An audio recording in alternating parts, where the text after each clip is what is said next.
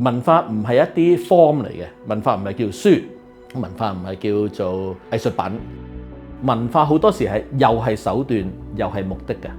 通過文化作為一個工具，令到社會上面有啲嘢有啲改變，就希望令到社會培育出某一種文化出嚟。我哋用文化作為手段，令到呢個社會有文化。因為有一段時間我冇做西九之後，我去咗倫敦歐洲大半年啊嘛。嗰段時間好得閒喺度諗城市文化係乜嘢咯。因為我嗰時個定位都比較多係一個藝術行政人員。咁我咪開始講 talk 咯。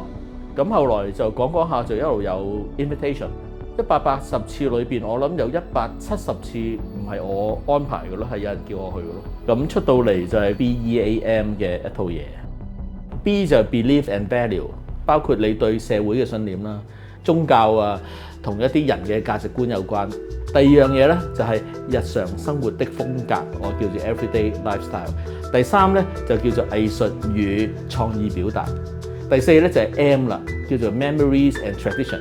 有一啲嘢佢個價值係在於佢以前發生過，或者係佢嘅價值係在於佢以前發生過，佢而家仲喺度做緊。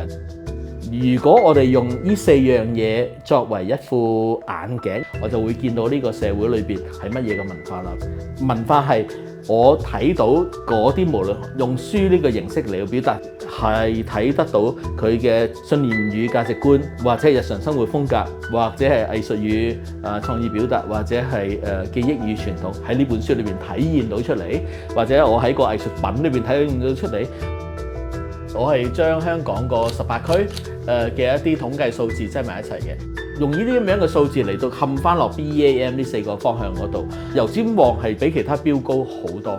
油尖旺其實係全個香港裏邊唯一冇郊野公園嘅，佢都係一個19世紀發展出到嚟嘅社區。基本上嗰個城市規劃咧係全部係 integrated 嘅、混雜嘅。呢邊見到一個健身室啊、拳館啊，樓上有人住啊，中間有補習社啊、有佛堂啊咁樣。點解咁多香港嗰啲電影係用油尖旺嚟去做電影名同埋個內容？如果你睇整個彌敦道啊，由彌敦道去到旺角嗰度咧，根本係一個都市迷宮嚟嘅。好多人都以為成個香港都係油尖旺嚟㗎嘛。咁呢個都係好香港嘅城市化嘅形象嗰個來源。我成日用瀨戶內海個例子嘅，我覺得呢本書好好嘅。咁裏邊有好多數據啦，同埋資料咧，唔純粹係話佢做咗啲咩好事，佢會有好清楚嘅一啲，無論係經濟啊、人口啊，或者係遊客啊，證明得到藝術同埋個地方創新同埋個地方嘅可持續發展嘅關係係點樣。佢有一樣嘢咧，就係佢做到一啲我哋所謂地方振興嗰啲嘢，即係 community 嘅 sustainability， 令到嗰個地方嗰個社群原本佢個人口喺度下降緊，佢而家下降緊個人口咧開始放緩緊同埋平緊。有啲地方升翻高，有啲年輕嘅家長好似話開翻幼稚園或者小學，即係話嗰啲人口慢慢回升咗。咁呢個就係用文化藝術作為一個手段，令到嗰個社群係連結。最開始嘅時候，瀨戶內海呢個地方其實係一個人口空洞化嘅地方，其中一個原因就係裏邊嗰個經濟已經係無以為繼咁出到嚟。咁佢用呢個藝術啦，或者係旅遊啊作一個原因喺度咧，令到裏邊代替咗以前比較係一啲污染嘅工業啊或者產業，而家變咗嗰個地方嗰個經濟增長。第三就係嗰個環境啦，就係環境。咁佢嗰個藝術製嘅時候，佢做嘅時候，佢有好多對於環境啊或者綠色嘅要求。咁亦都係令到佢以前係一啲係重工業同埋極之污染嘅一啲海島嘅地方嚟嘅。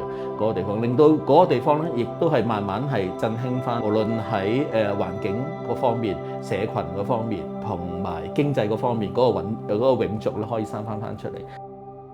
池上嘅例子，我覺得都係一個幾好嘅一個例子啦。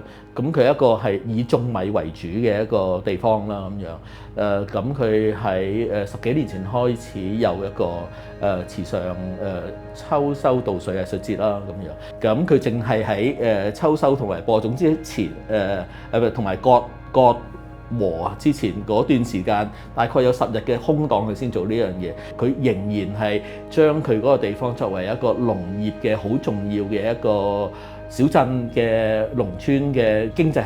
池上裏邊有好多好詳細嘅故事，我覺得呢本係講得幾好嘅，成為池上。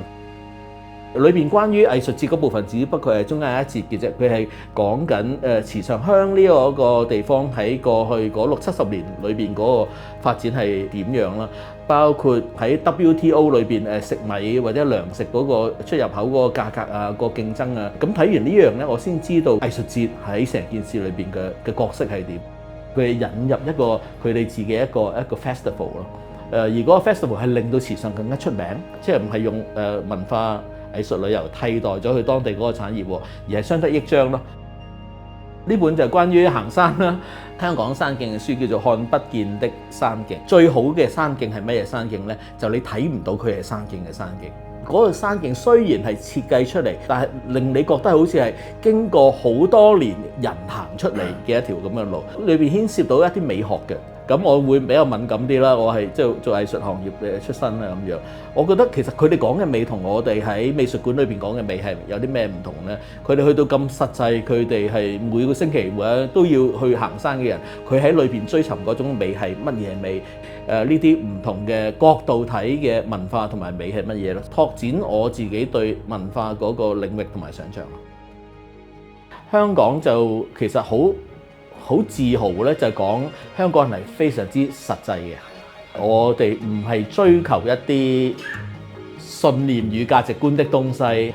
香港麥理浩總督臨走之前話要起演藝學院嘅時候咧，有啲議員就話唔使起啊，因為香港唔需要做創作嘅，我哋只需要起個舞台，全世界最好嘅 artist 嚟香港就得㗎啦。我點解我哋自己要培養我自己 artist 咧？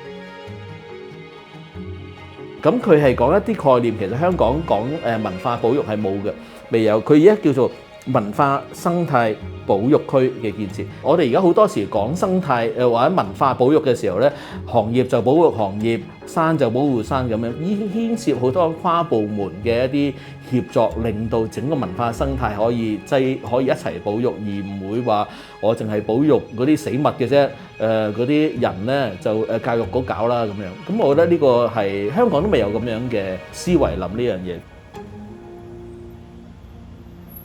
我覺得香港同深圳嘅關係咧，從來都係，但係而家係更加，我覺得係一個雙子城嘅關係，好極端嘅例子嘅一個雙子城咯。而家好多人去深圳滑雪，你知唔知啊？個室內滑雪場啦，咁樣去行山啦，或者係美術館啦，喺民生嘅範圍，包括文化藝術嘅範圍裏邊咧，已經係基本上係一個市場。你喺呢度做乜嘢，而嗰邊冇嘅，嗰啲人就會嚟呢度睇。其實中間個代價唔係好多。完咗之後，佢總捐窿捐罅實有方法可以翻到屋企嘅。人係活嘅，藝術家係活嘅，觀眾消費者都係活嘅咯。我覺得由冇至有嗰個階段咧，係的確係最生猛嘅，因為你冇包袱啊嘛，你唔會話香港以前唔係咁嘅喎，點解你做呢啲嘢啊咁樣？既然冇規冇矩，我哋本身呢個地方又唔係好精緻嘅文化，咁你咩都可以試下咯咁樣。我都覺得其實每個城市都會經歷一個咁樣嘅階段。由一個未有溫飽嘅階段，去到有溫飽嘅階段，中間有一段時間咧，對自己嗰個形象啊，或者冇一個固定嘅睇法，咁就好似咩嘢都得咁樣咯。